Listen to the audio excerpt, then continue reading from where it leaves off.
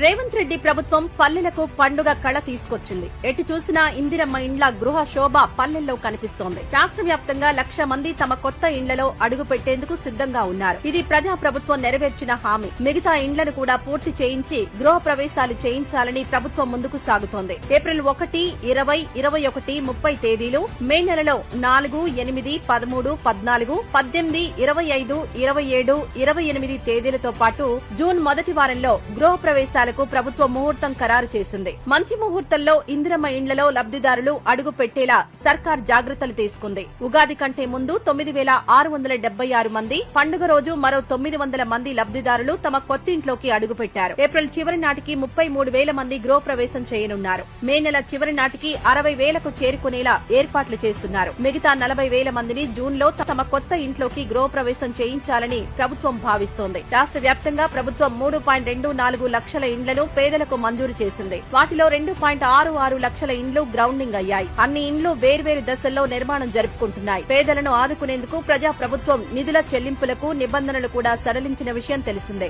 చివరి దశలో ఉన్న ఇండ్లకు 1,00,000 చొప్పున అందించేందుకు 2 రోజుల్లో మరో 55 కోట్లను లబ్దిదారుల ఖాతాల్లో జమ చేయనుంది. ఇప్పటి వరకు ఇందిరమ్మ ఇండ్ల నిర్మాణానికి ప్రజా ప్రభుత్వం చేసిన ఖర్చు 5,376 కోట్లు.